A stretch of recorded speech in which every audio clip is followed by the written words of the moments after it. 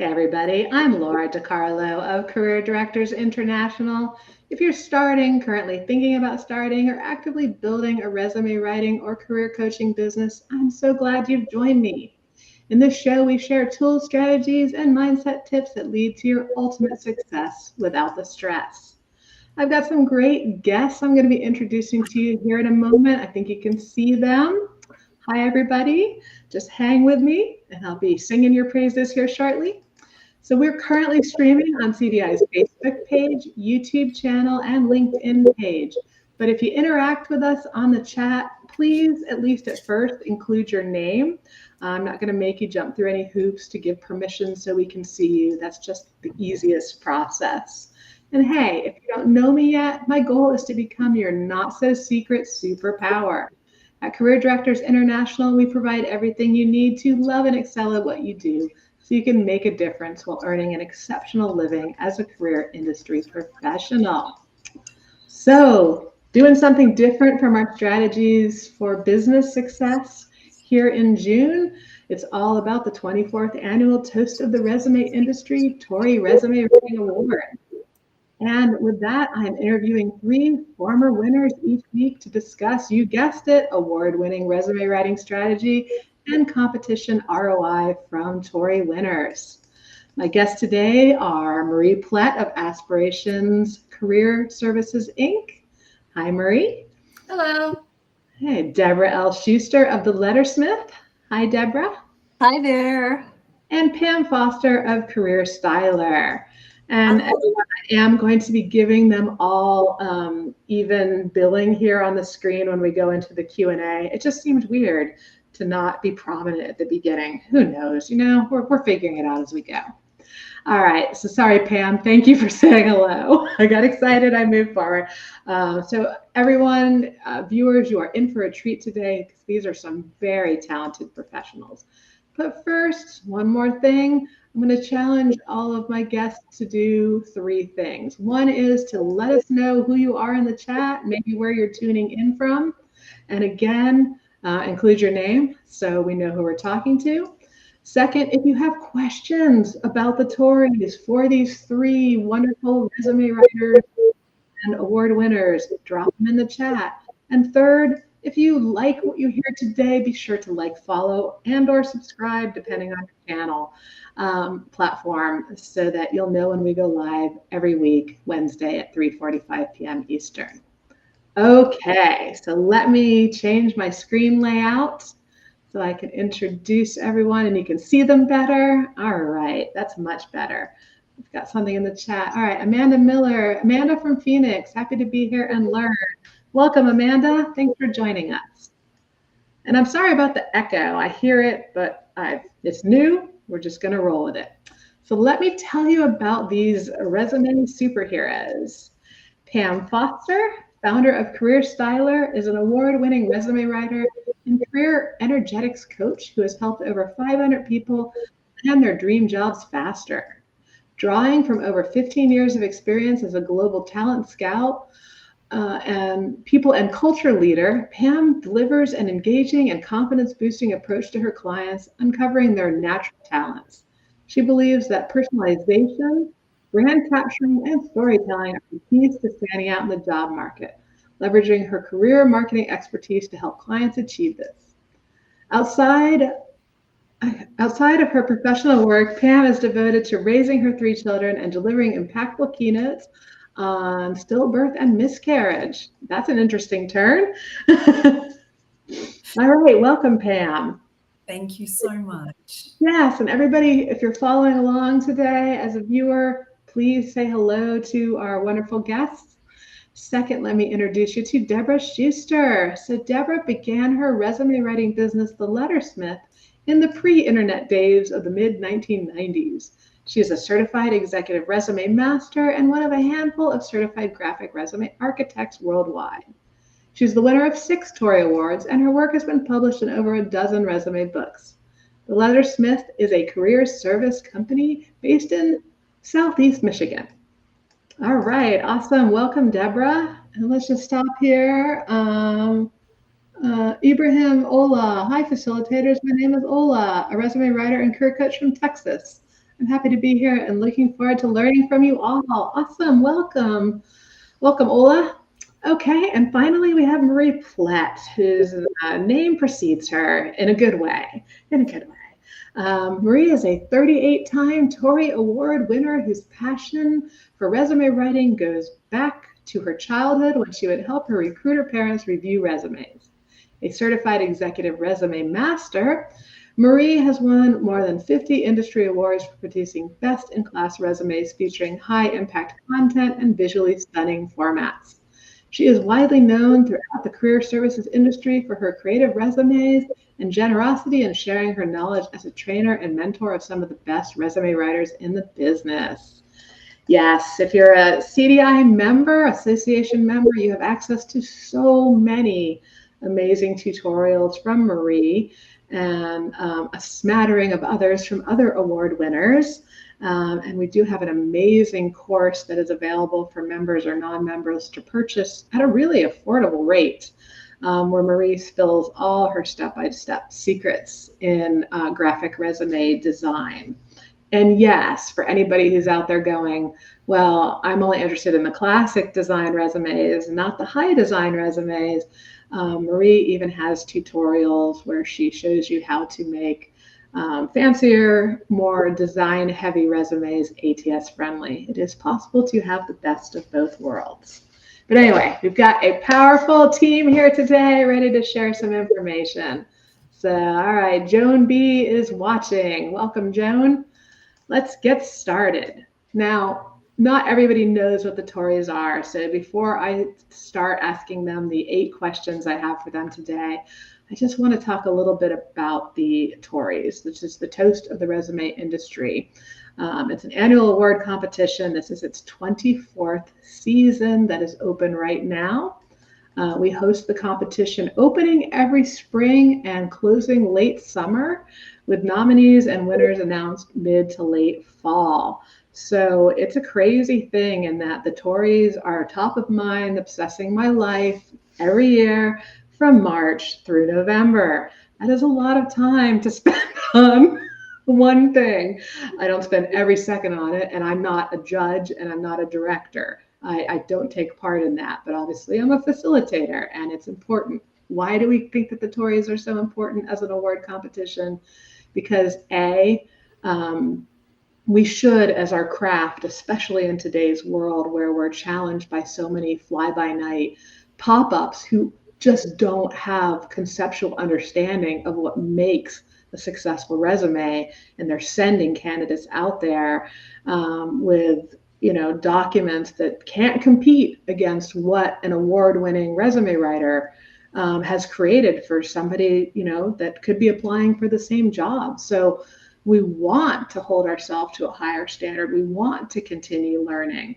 But also, if this is your profession especially, it's pretty nice when you can make it so much easier to have job seekers understand your value. And I don't care what industry you're in, everybody understands what it means to be an award-winning performer, to be the best of the best, to be top. And I know personally for myself, I leveraged the heck out of resume writing awards going all the way back into the late 90s when I won my first one at a conference. And they just make life so much easier. We call the TORIs, and this is not just based on my experience, but all the testimonials we share on the website, as they're just simply low-hanging fruit because they are low cost, high ROI. But yet this great competition with 10 categories, some classic design, some high design, everything from executives to difficult transitions to high tech to new graduate. Every year, 10 categories, 50 chances to be nominated and 30 chances to win with a first, second, and third in each category. But yet, historically, worldwide, the most I've seen enter since 2018 was 70 people.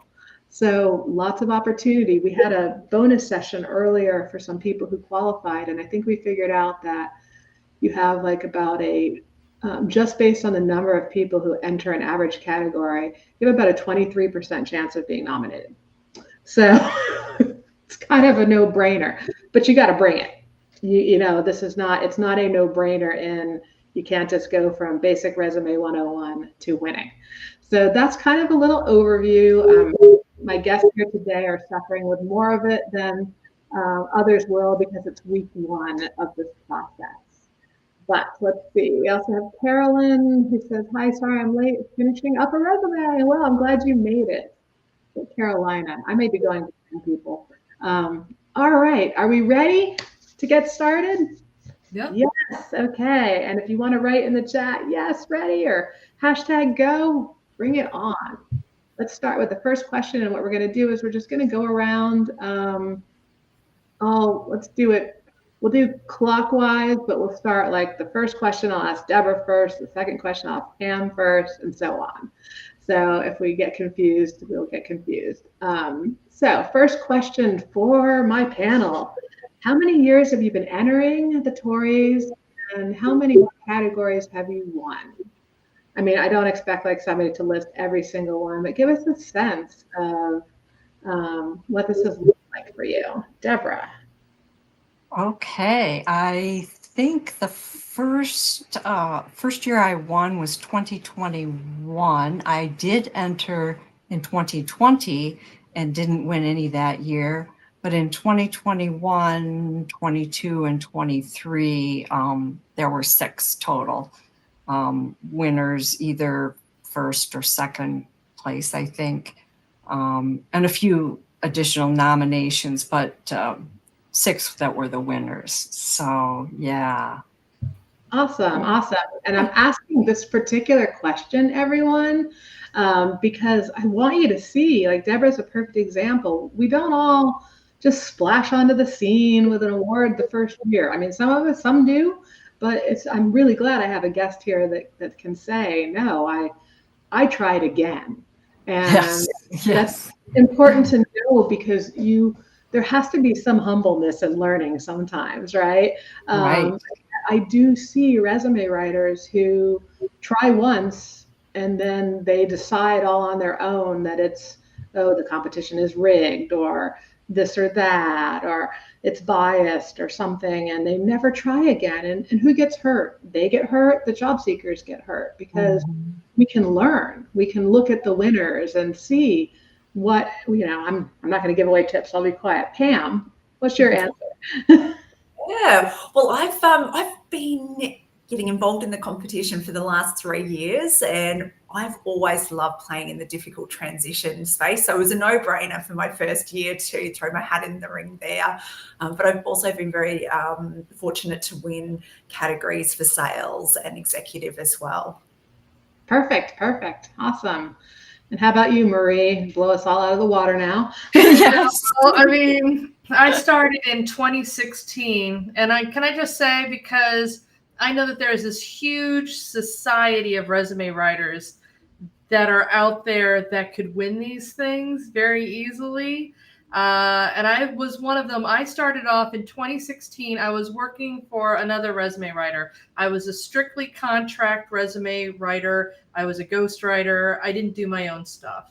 And so Erin Kennedy from Professional Resume Services, she's like, your stuff is as good as anything that, I'm judging on the TORIs. And I'm like, well, you're a judge, so that doesn't seem right. We came to the TORIs and they said, okay, we'll divvy this up so that Erin does not see your work or does not get to judge it so that it's fair, and then you can enter. And so she paid for my entries because it was me writing on behalf of her company. So I started in 2017. I won 3 first place awards back then. But as somebody who's worked for a lot of these sort of elite level resume firms, they share other people's work with each other internally to inspire the best work, to show examples of things. And I know that secretly there are a lot of incredible resume writers who could kick my butt on a daily. Okay, there are just so many of them out there just hiding. But I entered in 2016. I won those first 3. And then Erin started getting calls for me, and, people started getting attention and calls for me. So I decided to start writing on my own and started to, submit my own resumes. But to answer your question, since I've won 38, I pretty much won all categories. My goal is #1 for tech. I still haven't won the #1 for tech yet. That's elusive because that's a really tough category. And I don't really do the classics. Since the Tories have expanded into the classics, I've done one, and it was a winner. Again, second place tech. But I try not to do the classics because by and large, I love design. The design work is part of what I do for a business. So I ran the classics just to prove to people that I could write, just as an ego thing. But I'm like, I don't really like that. There's not enough design on it. So I stick to my sections. I stick to my stuff. But yeah, pretty much all of them. I don't know of a category I haven't won yet. Okay. Is it safe to say that, and I'm not trying to put you on the spot here, but is it safe to say that you do enter that, I mean, you enter more categories than you win though, right? Oh, for sure. I lose a lot. I mean, and some of the categories like, that I'll win, they're from resubmissions for year after year after year. I had my last year's best executive. I submitted that like 4 or 5 times. I kept revising. I'm like, why? It's the most beautiful, most perfect resume I've ever written. Oh my God, why isn't it winning? And it's just because I had this really big, stupid error that I kept overlooking in the very intro. And it said it was like a real estate one, and it said something about managing 4,000 properties in a single unit instead of 4,000 units in a single property. And everybody, I swear the TORI judges have had many laughs over that, must have over the years. But yeah, you'd be surprised at how many I lose. Yeah, but that's just important to show. It counts too. Like when I used to enter, I've told this story before, but like even books, if you don't tell me, like the first year I swept the Tories so hard, I didn't win everything, but they actually made a new category called most overall points to give me that year. And then the next year they made me director of awards, so I never got to enter again. But I mean, if you don't give me a minimum, I'm going to enter everything. And same with resume books. When I was a resume writer and America's Top Resumes for America's Top Jobs came out, and there was no limit on how many resumes you could submit. And I ended up overnighting my package because back then it was still like old school stuff, sending stuff in. And I think I don't know how many I sent, but I ended up with 18 in the book.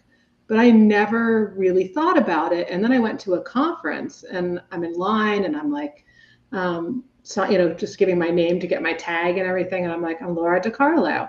And the person behind me goes, "You're Laura DiCarlo?" And I'm like, oh God, what did I do wrong? What is this reputation that precedes me? And I'm like, yes. And I'm like, why? And she's like, you have more resumes in the book than anyone else. Stuff like that only happens because you make the effort. Did I probably submit 30 resumes and get 18 in? Yeah. But if I'd only submitted 2 or 3, I would never have more than 2 or 3. And that's the power. You never know which category is going to be. We used to think up until about 2 hours ago, we used to think the executive categories were always the most flooded with entries. But I think I've said that so much that when we just went and looked at every category in the bonus TORI session we had earlier today, it was like, oh, wow, they're almost all even. A little less in the high design than in the classic, but that was like the only difference. And we're only talking like a handful of people. All right, if you are watching with us today, participating virtually, and you've entered the TORIs and want to share your answers as we go along, please feel free to do so. We all learn best together. Let's move on. All right, so this time we're going to start with Pam. Oh gosh, we already answered it. Well, no, we did. We've rolled that in. Did you enter any years before you started getting nominated winning? We managed to roll them together. We're on a roll. Let's go to number 3 for Pam. So Pam and everyone else, what software do you use to prepare your resumes?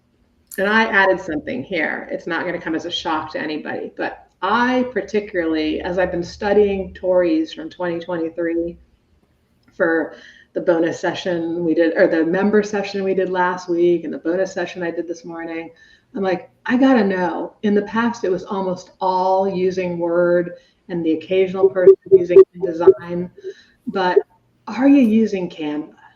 Because I'm just seeing elements that made me think Canva might be involved. So please spill the beans. What software do you use for your resumes? And if you want to vary, you know, I always use Word, whether it's classic design or high design, but for high design, I might add this. That's great. Yeah. I always start with a beautiful base of Microsoft Word. And when I first entered in 2021, I was playing around with Adobe Suite products like InDesign. But these days, I do use Canva a little bit. It's not for creating the base. I always do that in Word, but sometimes I want to create a really funky vector, or there's a particular design element I want to throw in the mix that might be limited to what's available through Word. So they're my little secrets. Yeah, no, I love Canva. I was resistant for a while because I had started with Visme, and then when I expanded my team, and they were like, "We all use Canva," and I was like, now I'm like, "Oh, I love Canva." And for everyone who is watching, what Pam is specifically referring to, if you go look at the TORI winners, and when we post the replay on the website tomorrow, there'll be links to resources at the bottom of the page where you can view TORI winning resumes from prior years, and different resources for free trainings and members only trainings. But you'll start to see, we're talking about like headlines and borders and elements that aren't necessarily text involved unless they have like the name of the section over them, or the tops or bottoms. But you can do such cool things that I think are challenging in Word. Some of the dimensionality I'm seeing and the crispness, it's like, clip art just doesn't pull that off quite as well. Now, we might be about to be schooled here, but we'll ask Marie her opinion. Well, honestly, I think Canva's pretty cool. Personally, I use Microsoft Word, and then I develop visual elements through like Photoshop, especially now because there are a lot of AI elements in the newest version of Photoshop where you can just generate a whole bunch of stuff. And then like Element, obviously, Adobe Illustrator, heck, even MS Paint. I've done entire tutorials showing people here they use even MS Paint to create some sophisticated looking items. Canva is great. My thing though is I'm kind of just sort of following the client's lead. I'm not mad at a future where Microsoft Word necessarily goes away and gets replaced by Canva for resumes, because we're seeing, like even that last survey done by NZ, that more and more people are developing their entire resumes through Canva. And more applicant tracking systems can read text boxes, and all that's great. And more companies are accepting Canva resumes, and that's fabulous. What I like about Canva, what I really don't like about Microsoft Word is the modernization of fonts. I love all the font varieties. I mean, it's so dusty and dated, Microsoft Word fonts. I just feel like they are all like the visual equivalent of an AOL address. And I really need Microsoft Word to update. But since they won't, like I'd like to be a Canva gal, but most of my clients just don't use Canva. They're not on Canva. And so, you know, once they kind of get there, I'm going to let the clients sort of lead me to that way. But, you know, for now, I'm just a Word girl. Neat though. That was stuff about Canva and resumes I didn't even know. So very cool. Maria's always has forefront knowledge that I'm always left like jaw dropped. How about you, Deborah? Well, I mostly use Word as well. I think I'm only using I do use Canva a lot, but I think I mostly use it for social media and, you know, banners and things like that. Banners are great on Canva. Yeah. Like if I'm making a LinkedIn banner for my client's LinkedIn page, you know, I might take the one that I designed and just kind of resize it in Canva, because they have those sort of templates where you can get it just the right size that you need it to be for LinkedIn. But I'm trying to think if I used Canva. I don't think I used it with any of the TORI resumes yet. That's not to say I wouldn't, but I just haven't Word seems to do a lot of what I want. You can do shapes, and then I like to layer the shapes on top of each other to create my own sort of, visual. You can fill a shape with a picture. So you were asking Laura about the metallic one and if it was done in Canva. It actually wasn't. I think what I did was I took a shape and then I filled it with a picture of a metallic something or other, right? And I think I even recolored it a little bit so it'd be more coppery. And then I just put the shape on the other side, and you can add the 3D effect then to the whole thing. And you can do all that in Word. So thanks to Marie's wonderful step-by-step tutorial and some of her other tutorials that she's done, I just, there's so much you can do in Word, but I do love Canva, so maybe someday. No, this is really refreshing to know, because I was really wondering how much of it was Canva and how much of it was happening in Word these days. I'm not doing the graphic resumes anymore, so I don't need to specifically know those things. So it's great. And for my viewers, please know we're only talking about the high design resumes where we're getting into this level of fancy. Mostly you're going to use Word until, like Marie says, someday that maybe something like Canva takes over the world, as it rightly should. Just kidding.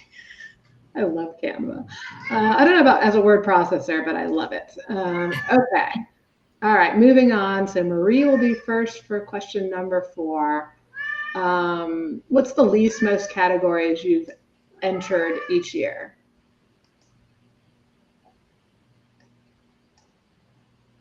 Marie? What's the what quote category? Or most categories like that you've entered in each year?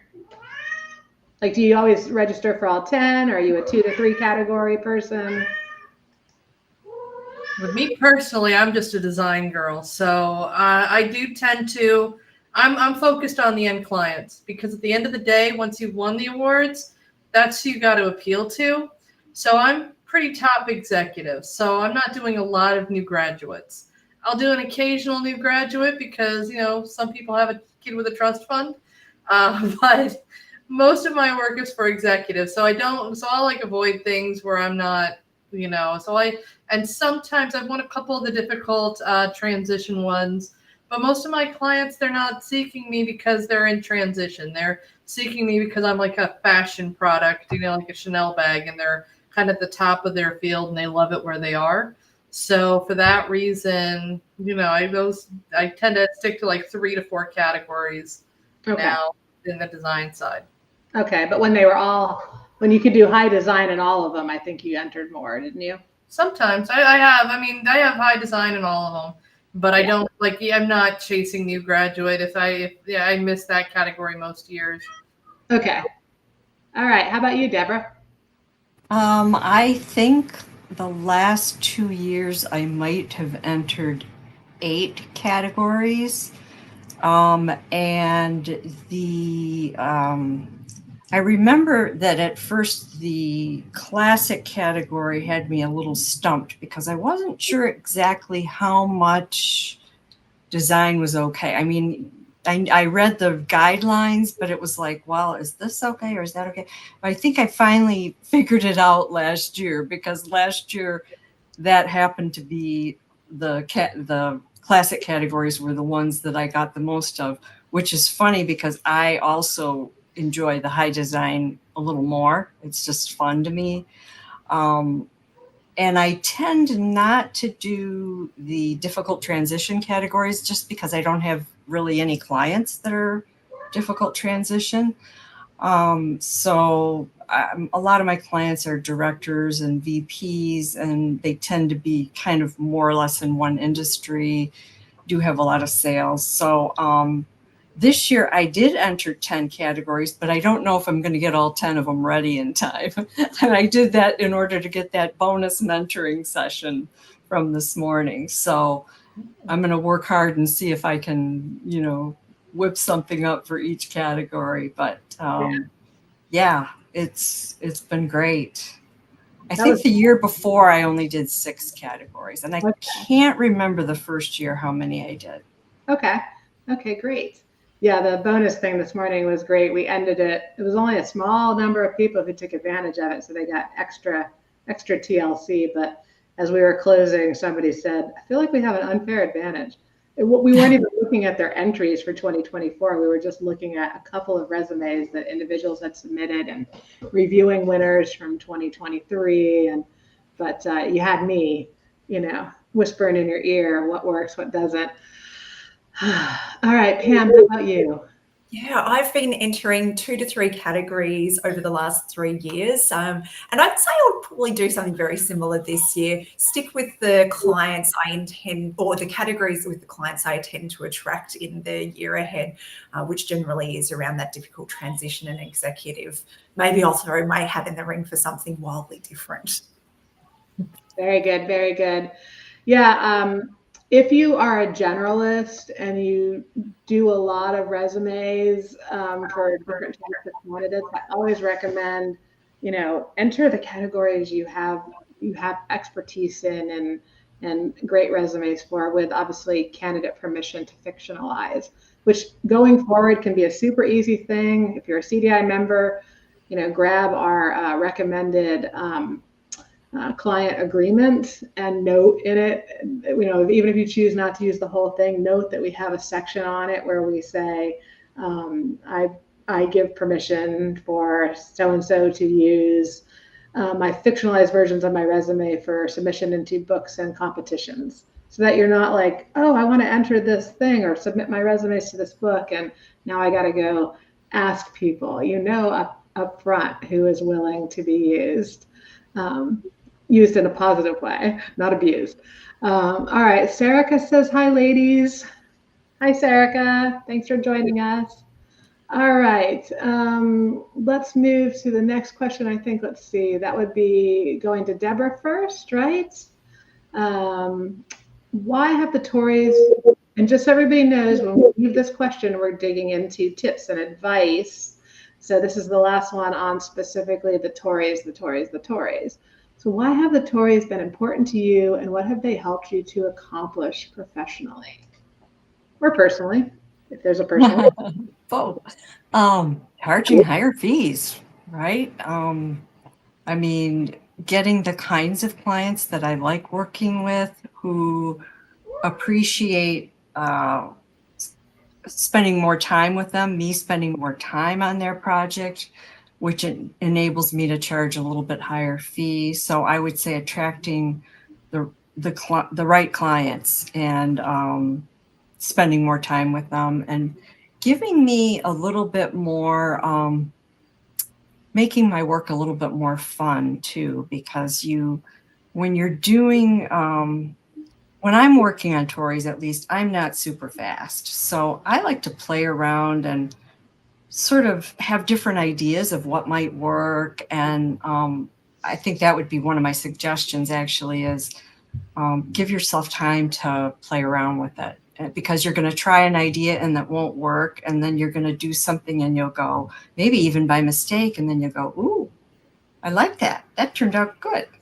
So I think more fun, more enjoyable work, and charging higher fees. Yeah, I love, as Deborah started talking, I don't have it in front of me, but we have a testimonial on our association join page from Deborah where it says that joining CDI, what was it, were you 20 years in or 25 years in, that it I was at least 20 years in at that point as a resume writer. Yeah. And she writes about learning. She had no idea that she wanted to do graphic resumes, and that they reinstated her joy. I think that was the word she used. Yes. Yeah. And for me, again, I think just the writing, whether it's classic or or high design, because the writing always trumps. The writing always trumps. Unfortunately, yes. You see Yeah. submissions come in that are beautiful. Like sometimes I'll open them, like, because I see them come in to the directors. I get CC'd on the emails, and I'll open them and I'll take a look if it's somebody I know or I'm curious about, and I'll be like, oh. And then later I'll be like, oh, I never saw that one win. And judges are always like, yeah, it's there. It can look really great, but writing is always first. Writing is always first. You gotta, if you're gonna go for high design, writing's got to win. And if you're going to go for classic, you have to recognize that classic doesn't mean dated. It doesn't mean what worked 20 years ago with these passively written resumes, that so I got certified like that in, the mid 90s. And like, most of us cringe, but so many people keep doing what they were still doing. That's not going to win against dynamic language, storytelling, personal branding, metrics, things that you have to escalate to an art to really help showcase your clients. We are marketers. We are sales people of people. So our goal is to really make people shine, paper, digital. All right, Pam, what about you? Do you even remember the question? Yeah, I do. Tories have been a game changer for me, and I often describe it as it's that street cred, that credibility. Some people care whether you're certified. Some people care about awards. I think what people love about the Tories is when they find you is going, oh, I can see what your work is like, and see how you stack up compared to others in the industry. So for me, Tories has been great from a credibility point, but it's also opened up the door for global opportunities. Prior to entering the Tories, I was only working with clients in Australia. Now I'm working with clients across the globe, and that has been incredible. And just to, for my own learning, to learn about different other industries, different countries and people, it's been a beautiful part of the experience. So thanks for having this so that it's created. That's wonderful, yeah. Woohoo, worldwide. We love it. All right. What about you, Marie? Well, like I said many times, it definitely changed the game for me and continues to. And every year, depending on how it's presented, will greatly impact my business. And the first thing, again, I was a contract writer. So the Tories enabled me to move out of contract writing. And while I absolutely adored working for everybody I got to work with, when you're a contract writer, you're working about 50% of pay if you're lucky, right? Like the house takes the lion's share. And so when all of a sudden I can just have this revenue stream of people that are pretty ready to buy, customers that already believe in me, that love my work, that think, oh, wow, this is outstanding, this is the look, then it really drives business. But what I didn't realize was, after some time, after the first year, I put in just a bunch that were really, really as gorgeous as I could make them. But this was outside. I didn't have my own business really yet. I had, I couldn't write for the other companies and use their clients. So like in 2017, I came with and there were 5 winners. I think I submitted more, but they were all completely 100% fictionalized. Nothing about those people exists. They are all just absolute fictions, just nothing. And they're just all fiction. So I created them from scratch. And I knew that from just working with Erin, that the really beautiful, unique ones, I've had 3 winners, but one of them was pretty plain. And the 2 really unique ones, they kept finding her, and they'd come and they'd want to work with me. So I'm like, I need these to be beautiful. I don't even need them to win number 1. I need them to just, kind of just be this thing that shows up in the top 3 and you can see, and I need people to just really want to see them. And that started my whole business, a big part of my business model. And then the next year, a person I didn't see coming, Tiffany Hardy, she came in and crushed it. She got 7 number 1s. She whooped my butt all over the stage, and my sales went down. Now I'm talking about Tories to me can be anywhere from about an extra $25,000 to $50,000 a year of my income based on people finding me through the Tories. And then so she beat me, and then I kind of did a comeback, and and then I think Tiffany like decided to become a judge and not do them anymore. But it's an important thing of my business because that the TORI winning page, that main TORI winning page, is the most valuable real estate in all of resume writing history. If you are on there, that's great. If you have visuals, if you have ones, and because now they have the little thumbnails. If the thumbnails draw the person away, even if the writing is better as a designer, even if the writing is better on the first place or the second place winner, if your eye's drawn to the third, people kind of resonate with that and they'll call you. If somebody, this happened a lot for me, and she's a hero of mine, but I'm going to totally destroy her name. Sandra Ingemason. Pretty close, yeah. She's a brilliant resume writer who used to win a ton of TORIs, and her stuff was gorgeous. But then she kind of went out of, she's kind of off the roster, moved to England, decided to kind of move to another life. And people see, they were working with her. Oh, she's TORI word. Okay, I need another TORI winner. Who's the big TORI winner? Yeah. I'll get that one. So you get this revenue stream of even that. And then on top of it, I was lucky for years because I could kind of phone it in. I kind of phoned it in last year because I'm like, well, I pretty much dominate that whole page. Anybody who looks down, they see all the Marie Pletts just screaming them. It's fine. Well, no, this year they started only showing this year's winners on that main page. And now you have to click on another page to see the whole history. So now it's all leveled out for me. It doesn't matter that I've won 38. Nobody sees the 38. They probably don't know in the past. They're only seeing what I do this year. So while I don't know if I can bring it as hard as I usually do this year, just based on schedule and other things going on in my life, I really need to bring it because it does. I can feel it income-wise. I can feel it demand-wise when I don't bring my A game to the TORIs. And so, yeah, that's why I do enter it every year. And I don't ever want to enter it so much that I run into a Laura situation where they're like, please don't do this anymore. Please get out of here, because I want it to be legit, that would make it look illegitimate and stupid. And I know there's so many people who are consistently better. I mean, both of these ladies here have kicked my butt even this year. They kick my butt all the time. It's fine. I just need to have that little placement, a little sparkle of magic, get those customers in. That's all I'm here for. I'm not here to try to dominate, but yeah, I just need to make those connections. Perfect. I love that. And it's like, I would say things like the TORIs, and I'm so impressed that you think that's like the best page for, because it's definitely our most visited page. And I've heard feedback like what you said about the TORI winners page from others. The whole, you have to click now to see everybody before the year. Do you know how heavy that page got with all those thumbnails? We had. I get it. I understand. That makes perfect sense. But yeah, it's like, okay, roll up the sleeves. Okay.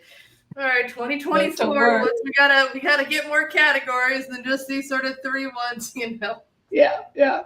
But I have to tell everybody, if you've not tried the TORIs, if you haven't elevated yourself to take the chance, and sometimes be surprised because I don't have any nominees only scheduled for these interviews. But if you go to the TORI winner page, you'll see we've got testimonials from nominees like Melissa Kelly. She did a video one and a written one where she talks about how her business basically doubled just from nomination. People can't even see her resume. It just says she was nominated for the category or categories that she was nominated in. She said her business doubled. She had to hire staff. I mean, that's a good problem to have. But I see it very much as, I think, because I've known Marie, I would have not known Marie if Marie hadn't entered the TORIs, and then I wouldn't have known to ask Marie to get involved, and Marie wouldn't have done tutorials for us. And Marie, maybe if she hadn't won awards, she wouldn't have become a speaker at other conferences, and she wouldn't have ended up with income streams training other resume writers. For me, and some of you heard me talk about it, but I don't think I would have done all the things I've done in my career if it hadn't been the awards and the multiple certifications, and of course the success stories from clients that I gathered, they made it easy, but it was like, somebody didn't just go, well, let's ask Laura to write resumes for dummies. I built a name for myself and got that opportunity. It was actually passed to me by another person who decided to retire and didn't want to do the next version of the book. And they knew my name. And people know your name because you make a name for yourself. And that is not hard when you put your craft, the thing you're paid for, above all else in your business or as your skill set for your profession, which I think should just be a no-brainer. But I mean, obviously, if everybody was fabulous, then our clients, your clients, wouldn't have unfair advantages, but they're, not unfair. They paid for those advantages, right? And they have the skills. It's got to be hand in hand. All right. For viewers today, if you have any questions as we're going or anything you want to share, please drop it in the chat. We're going to get into the good stuff now. And so this question is for Pam first. What's one strategy you would recommend to a writer who wanted to improve their writing or design overall, not just for the TORIs necessarily? Yeah. Absolutely. Look, I think when it comes, I love the high design space, and something that's been great for me is really absorbing, learning as much as I can around marketing and design to improve that in my work. So one strategy that I'd encourage people to look into is, like, how can you use graphics to tell a story, whether it's about someone's career progression? Sure, when it comes to sales, it's really easy to go, hey, I'll put up a graph that shows, sales growth. But what else can I do there? What can I use to really showcase someone's personal brand that doesn't have something like the metrics of sales and growth to rely on? What is it that is their unique magic? So get curious and excited about all things design. I love it. Yes.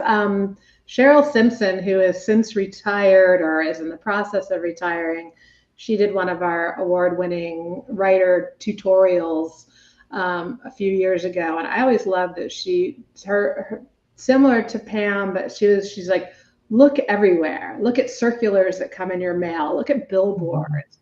Look for color combinations. Like, I love, go onto Pinterest and you can find colors that work together. It's just amazing. Even TV commercials. Sometimes I see things and I go, oh, that's cool. Often those are the things that can really make you do something different that no one has seen before, is when you're allowing yourself to be influenced, not just by other resumes you've seen, but by other design. All right, Marie, you're up next. Well, honestly, I'm not going to say anything different than what these ladies have, because it's the same for me. I'm constantly taking pictures of murals, anytime. For me, I'm constantly obsessed with color combinations. So even just a couple years ago, I was sharing, if you guys remember, I was sharing all over, there was this Elton John performance at the Oscars, and the background, the screen of it was just nothing but perfect resume color combinations. Just one graphic after the other, and they were all perfect color. I didn't care it was Elton John or what they were saying or what they were wearing. I'm just like, oh my God. So I'll go back and I'll watch that video. I go around Cincinnati, I take pictures of the murals and stuff if I see different elements or whatever. And I do that for inspiration. But the reality is you just sort of kind of keep that to the side. And then when you're writing, you try to find ways to highlight the actual achievements and make it something that really stands out. Because what I tell people is essentially I'm a master manipulator, and I use graphics to bring the eye where I want the reader to go. I bring the text where I want the reader to go. I hide the key phrases that are boring in places I want the reader to just skip right over. Just try everything, learn everything, be curious, experiment. Most of my best designs was just me, playing around with Microsoft Word elements, just like Deborah was explaining, just taking shapes and putting them over and adding a little thing. And what if I do a little texture and then I make this picture a little transparent on top of this color and a gradient? And sometimes you'll end up with horrifically tacky nonsense, but sometimes you get some real winners in there, and then it gets you a little courage, and you start to realize what consistently works, what consistently doesn't work, and it's time. Make it fun. Yeah, make it a fun part of the process. And I think the beautiful thing about if you go into, whether it's designing within classic constraints or these more visually, elements, it keeps us sharp. It keeps us loving what we do as we look for, how do we make this particular person stand out? What is going to work for their particular puzzle? And hopefully not taking any words away from Deborah, but I think that for the writers out there who are like, stop talking about design, if anybody is thinking that, because I know we don't all do it, the major design, but I think one of the most critical components is how you gather information from candidates. Those deep dives, those going down the rabbit hole to find out the who, what, when, where, how, asking leading questions, making sure you're finding out. You're not just asking them, what did you achieve, but like, what did you step into? Set the groundwork for me so I understand the challenge and I can dangle. I used to call it the hook, but this morning in the bonus call, I was like, it's bait. It's bait. It's clickbait, right? To get them to go, I must read this one. I don't ever read resumes, but I want to read this one. And the best place to start in terms of wording. So anyway, dig deep, pick up every piece. Like when you're dealing with a job seeker, you never know where the magic is going to be. You can seem like it's going to be obvious, like it's in this most recent position. But especially when you get into difficult transitions and new graduates and career changers, magic can be somewhere very unexpected. So picking up each piece and not assuming like that inquisitive feeling as you go into each resume as a brand new person. And then finally, I won't say my final because I think Deborah might say it. Deborah. Hi there. Yeah.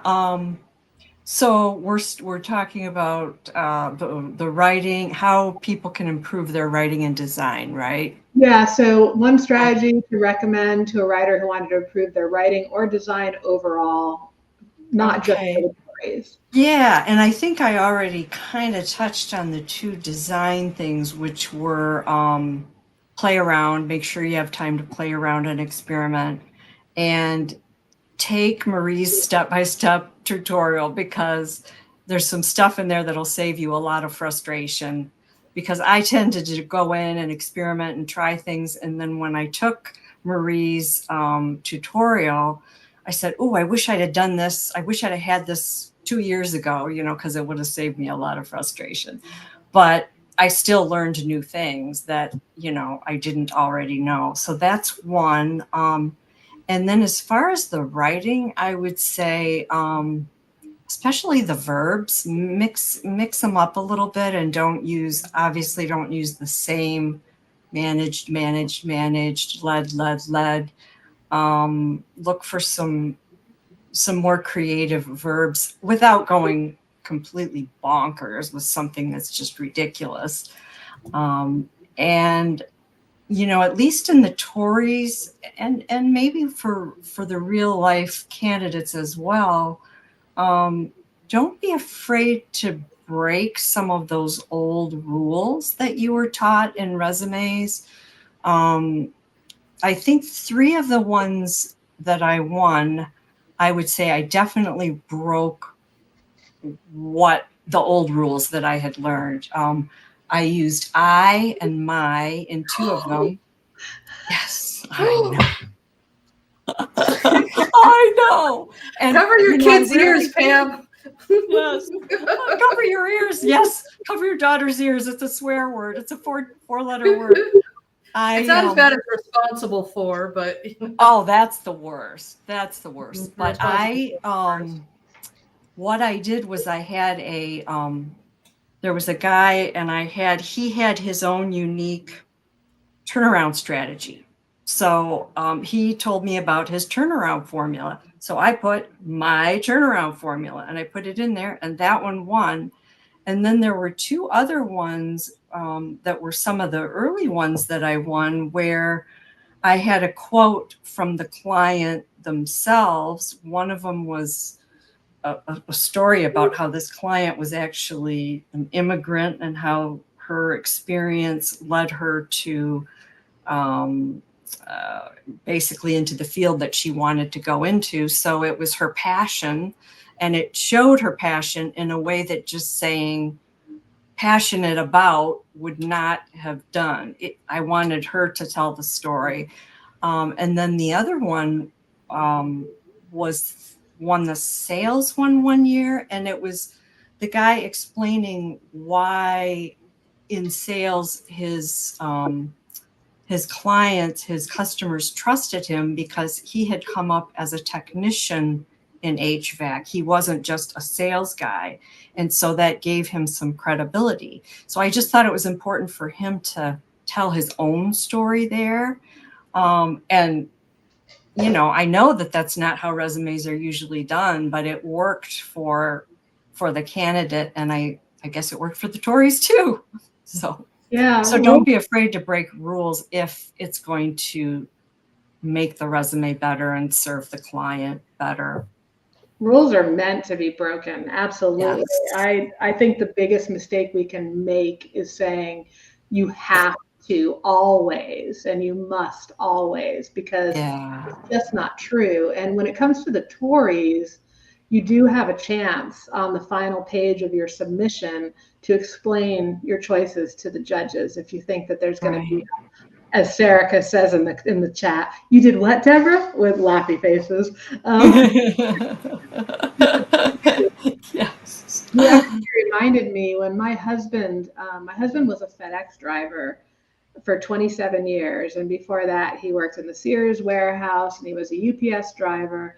And one day he says, I want to work in aerospace.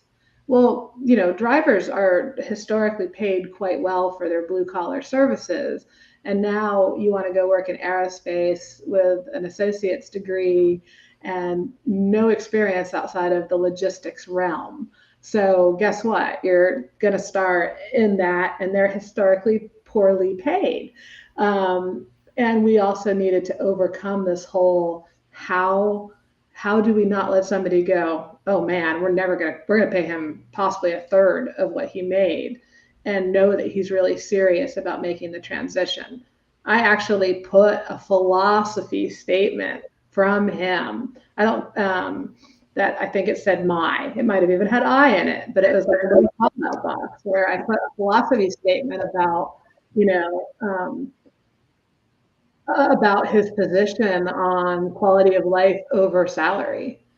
And in his cover letter, which yes, even into, and this was in 2018 that we did the first version of this resume to get him in the door, and he actually ended up with a much higher salary. I mean, he had some low offers too, but he got a good one from an aerospace company.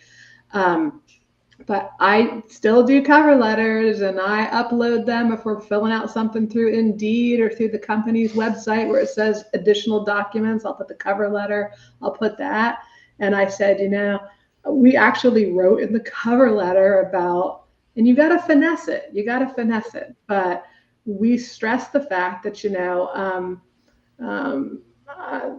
all the good things, but also sharing the story to support that line in the resume that kind of very succinctly said, you know, I'm ready to stop working every Mother's Day, Valentine's Day, and Christmas Eve, you know, and still continue to deliver skills. And, you know, so it's like you can do these things that you're told never to do and make them work if you know, finesse them right.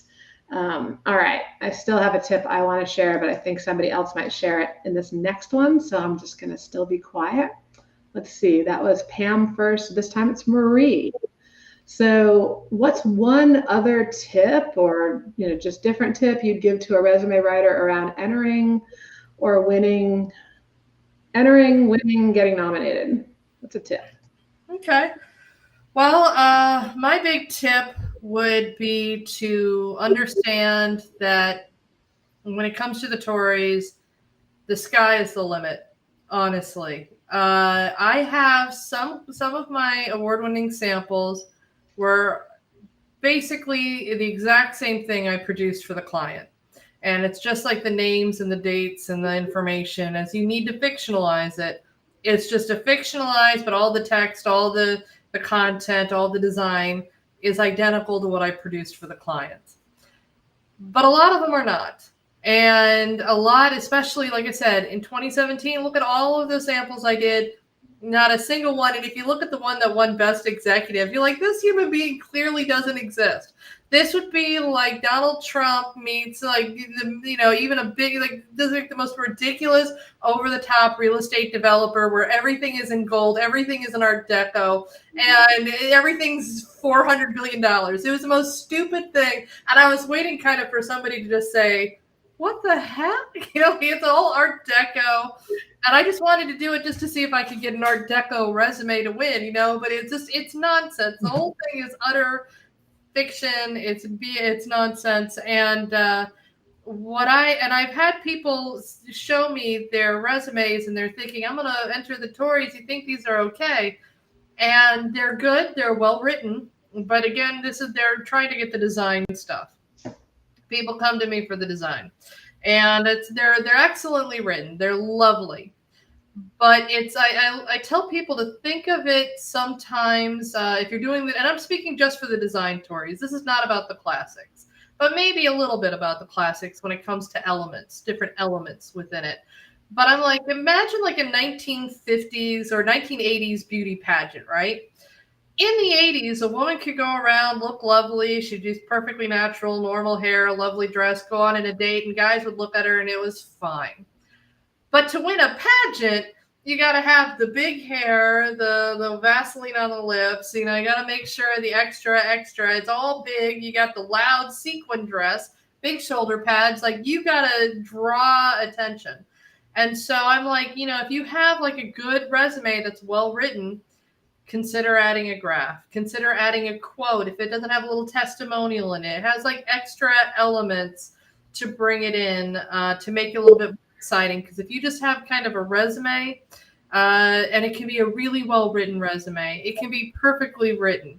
But if it's just summary, skills, job, education, a lot of times that's not going to win. You're going to need like testimonials. You're going to need like a story. You're going to need something, even in the classics, you need something, other elements. You need like career highlights, really exciting career highlights, different sections, but you need to kind of layer up, I think, if you want to win these awards consistently. And those things pay off for the real clients too. And even for the non-real clients, you're boosting your skill. You might be wondering, well, why would we allow fictionalized content in a contest like this? Well, you're designers and writers, and you're doing the design and writing on your own, unless it's a resume for an artist and you're using their art, as part of the resume presentation, which does happen, especially in the new grad category. We see that. But having, as I explained this morning, and I've explained many times, trying to find the perfect candidate whose every job was stellar. They exist out there, but you got to find them each year for the right categories and the permission, and fictionalize it in such a way that you've protected who they are. That can be hard. I call this the Frankensteining of the resume. It's your mega mind that knows what needs to be there and how it needs to be there. But you get to decide at the end of the day. We're none the wiser that you took out a job so that you could have space to maximize design. We expect that if you're capable of doing this for a job seeker, for a TORI, you're capable of doing the same kinds of value adds for, I said that backwards, but you know what I'm talking about. Deb, you're up. All right. Let's see. Is this a new question, or are we doing the same question? One other tip? One other tip for entering and or getting nominated. Yeah, so I would say, obviously it's only natural that we're going to gravitate first to the designs that we love. So when you're reading and studying the winners, as you'll often hear rightly that that's one of the best pieces of advice. It's natural that you're going to gravitate to the ones you like first. So like I always gravitate to Marie's because I love her designs, and so we're visual creatures first, and so we gravitate to what we like visually. But I'm going to say that it might even be more important when you're studying the winners to review the ones that don't catch your eye right away. Maybe it's a different aesthetic, maybe the colors aren't really what you like, or the colors are too loud or something. I would say, read those for sure and ask yourself, why did this one win? Maybe there was something else going on that made this one great, and approach it with curiosity. There was one case about 4 years ago. It was in the difficult transition category. And first glance, I thought it was crazy. I just thought, what is this? This is crazy. It almost had like cartoon characters, and I thought, what is going on here? But then when I read it, the resume was for a former prison inmate.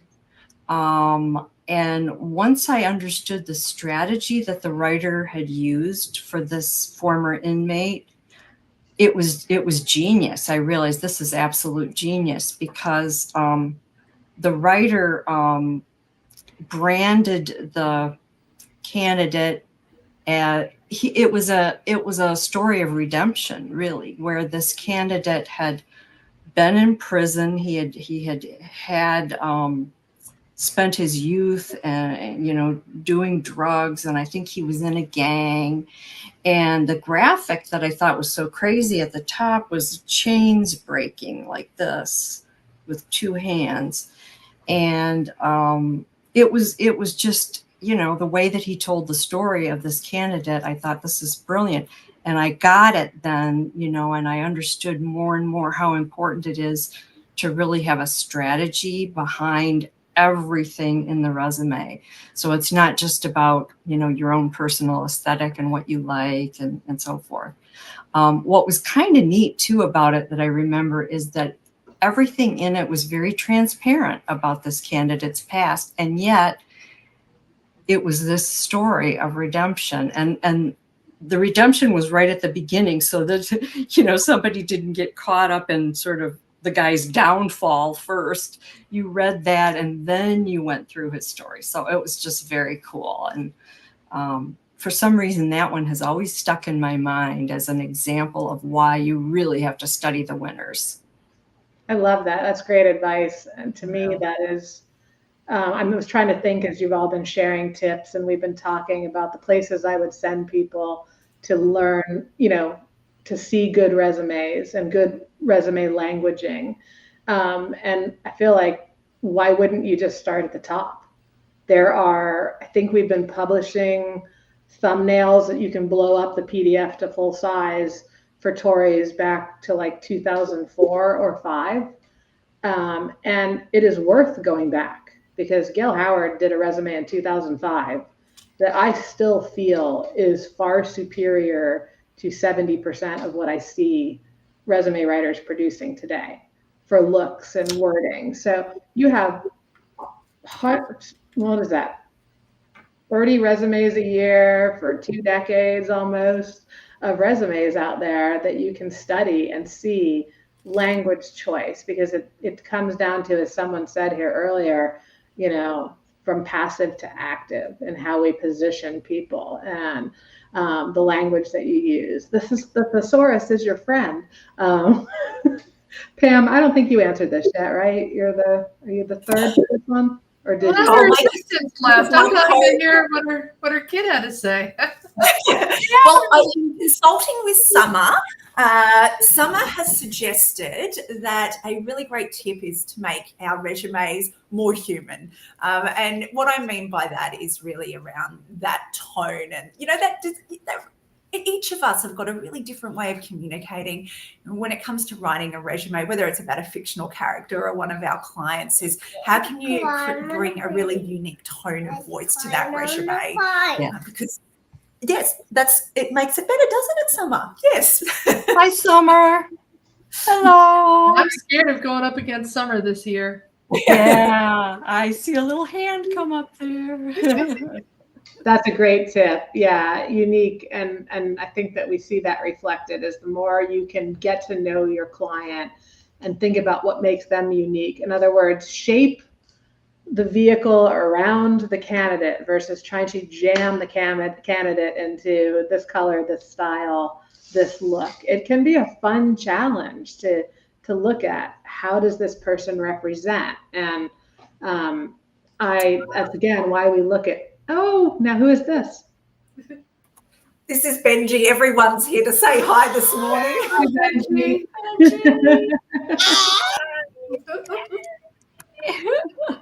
But yeah, let yourself be curious, as these wonderful resume writers have shared with you today, and don't feel like you're having to do what everyone else has done. The intersections of markets are what come out with the most creative new opportunities that blindside all of us and go, oh no, you did. I love it. That's awesome. So, all right, last question, unless we see anything drop in the chat question-wise.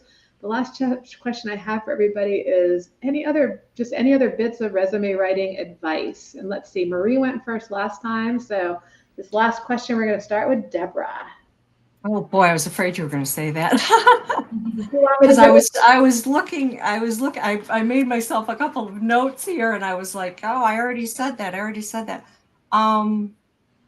Yeah, I would say this also has to do with writing. I would say when you are studying the winners, another thing to look at is, and I touched on this when I talked about verbs and making interesting verbs. Just notice that it's not your typical resume speak. So mix up the verbs, mix up the adjectives, make it so everything flows, and just, and like Pam said, the more human touch too, so that it's really sounds like it's authentically coming from that client, that candidate. And tell a story, make sure that the resume is telling a story, but at the same time drawing the person in quickly, which we all know when we're writing resumes, you need to really draw the eye of the reader in and make them want to read further. And that's really what it's all about. So, and I think probably one of the reasons I love doing graphic resumes, though, besides the fact that they're fun, is that the graphics can very quickly tell a story in a way that words can, but they're not as quick. So you have to read a lot. But whereas you see a graphic and boom, look at how those sales went up. That's usually the first thing somebody's going to see on a page is a graph or a chart or something with those metrics and those numbers. So yeah. Perfect. And interestingly enough, when we were doing the TORI bonus session earlier today, we looked at the 3 classic executive winners from 2023. And I believe, if I'm correct, all 3 of them used arrow symbols, because you're allowed to use symbols from the symbol menu, and all of them had the arrow to like draw the eye, point the eye, look at this. So yeah. All right, Pam, are you in a good place to go next? Oh, look, it's absolute chaos here, but my my last, I guess, little tip would be around resume writing is, again, how do we continue to embrace technology around us, whether that is through other design platforms, the use of AI. Again, continue to stay curious and look at how you can work with technology to improve your offering and even your writing styles. Thank you, Pam. And everyone, Pam is, what is it? What time is it there, Pam, right now? It's now 7 a.m., which is great, but they've gone through all of the snacks, so they're ready for another round. Yeah, I haven't had coffee yet. we're going a little bit over, and she's a trooper being here this early in the morning and staying longer than planned, because we're now 1 minute over planned, and we're not quite done, but we're close. So just hang in there a few more minutes. All right, Marie. So I have just one piece of advice that's for the right now, and that is stop leaning on AI so much. I have been having lately, I don't know about y'all, but I've been having to rewrite. People are finding me and they're hiring me to rewrite something that some resume farm did in AI, and it's atrocious. And people are just leaning into it, and I get it. It's a great tool. It can be very, very useful. But at the end of the day, you got to be in charge of the text. You got to understand not everything needs to be so long-winded and over-explained and repetitive. It's not there yet. I'm sure our new robotic overlords will have us beat in about a year. But right now, it's really bland, and everybody can tell it's AI. And please stop. Enough. Type. It's called typing. You can still do it for a minute. I do a lot of dictation, though. I shouldn't even talk. But still, please, enough with the AI. I'm like drowning in rewrites right now from this silliness. So yeah, and that comes from those mostly fly-by-night pop-ups and people who aren't. Yes. That is the key difference between belonging to a professional association like CDI and not. Grant Cooper summed it up as my guest a couple months ago, where he was like, "You think resumes are primarily like." Fast food drive-through, and then you realize, oh my gosh, it's a gourmet meal, and I need more than this one tasty high-calorie bite to really satisfy what is needed. And AI is a great prompt. It's a great tool, especially if you're using questionnaires as part of your process, and you get all this data, and you're like, find the highlights here, but it's not the end-all be-all. It has not replaced the human ability to make connections and validate and shine. So play, but don't own. All right, this has been awesome. So wonderful, Deborah, Pam, Marie, everybody, please give them a warm thank you for spending the time here with us this morning, this evening, whatever time it is for everybody. Let me let you know that we will be highlighting some of their tips on our social media channel in the days to come. We're also going to have that replay landing page on CDI, where not only will we have the replay and their tips, but we will also have resources. Some are free trainings for non-members, some are more deep dives for members. So you can find them there. And if you're not currently subscribed, all you have to do is go over to careerdirectors.com and click on the join page and sign up for the wait list, or take the quiz at the top of the page. It's really cool, and it will tell you what your blocker is to six-figure success, and it'll curate all those amazing free resources and tell you where to focus your time and energy first. I also want to just we'll have links to the TORI winners and the TORI resources, but here is a link if you want to go find the TORI information, and from that page there's links to the lessons, there's links to the winners for you to, like we said, do this deep dive study. Next week, let me tell you about what's coming. We're going to continue this process. I have 3 more guests with me, same questions, same process. And next week we have Tiffany Hardy, who Marie mentioned, who is again going to judge this year, for anyone who wonders whether you have to go up against her or not. Amy Watts and Renzo, I'm hoping I'm going to say his name right. I'm asking him when I talk to him. Renzo Lewis Martua Newman. Those are our 3 TORI winners who are going to be joining me next Wednesday at 3:45 p.m. Eastern. LinkedIn, CDI's LinkedIn, CDI's Facebook, and CDI's YouTube channel. So just want to remind you, you may or may not know, but we are you follow us on social media, you know this. We have been sending out social media posts and emails to our non-member list to let you all know that we are opening membership. Traditionally, there's a wait list for our membership. We are opening membership next week. So if you are eager to get access to some of these great resources and tutorials and best practice tip sheets and done for you job seeker tools, this is the time. Go join the wait list, careerdirectors.com, and you'll see join is that. There's join, there's free stuff, there's courses. We make it pretty simple for you to find what you're looking for. All right, we have Sarika says, thank you so much, everyone. And she says, I really enjoyed all the great tips you shared. So round of applause. Thank you, Deborah, Marie, Pam. This was fantastic.